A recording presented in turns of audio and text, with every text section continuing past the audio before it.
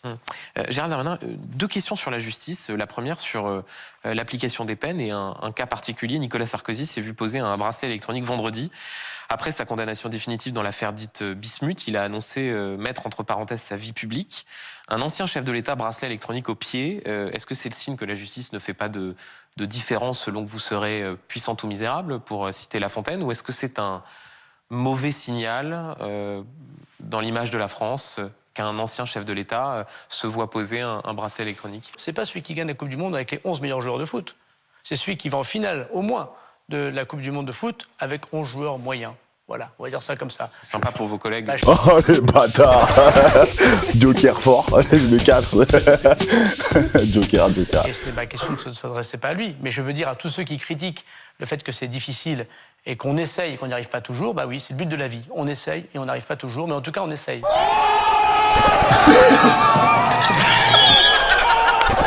D'abord, quand un juge d'application des peines décide de l'application de la peine, c'est une décision de justice. Et donc, constitutionnellement, je vais le répéter, mais c'est important, le ministre de la Justice, garant de l'indépendance, ne peut pas commenter une décision de justice, quand même ce serait un bracelet électronique.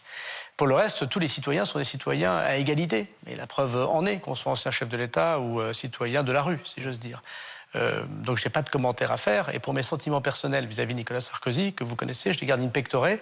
Et quand il aura terminé, puisqu'il a choisi, je trouve que c'est d'ailleurs assez classe de sa part, de ne pas utiliser ce que son ancienne fonction lui permettrait d'évoquer, quand il aura purgé sa peine, eh bien voilà, il pourra reprendre la parole, ce sera une bonne chose. Assez classe, vous trouvez, je crois que c'était les termes de François Hollande ce midi, qui parlait de forme de dignité dans la, oui. la façon d'envisager cette peine. Je dis classe, Monsieur Hollande dit dignité, c'est une bonne chose. Ouais.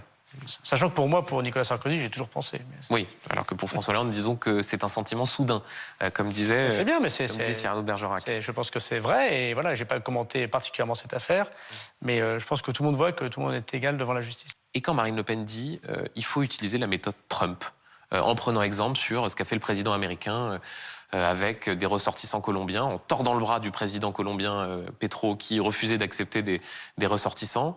Vous, avec l'expérience que vous avez comme ancien ministre de l'Intérieur, aujourd'hui comme ministre de la Justice, c'est un exemple à suivre, celui du président américain? Non, mais là, on voit bien que Mme Le Pen n'a aucune idée de ce qu'est gouverner un pays. C'est pas comme ça du tout que ça se passe. Mes deux grands-pères étaient étrangers et je suis ministre de la République. Et mon grand-père et un de mes grands-pères étaient musulmans, et chacun son histoire, de ceux qui nous écoutent. Et on peut devenir artiste, ministre, footballeur, Premier ministre. Manuel Valls n'était pas français à sa naissance. Et il a été Premier ministre de la France. La France est un pays magnifiquement ouvert, qui combat tous les extrémismes et les radicalisés. Monsieur Retailleau, qui est vu comme un homme fort, et à juste titre, s'il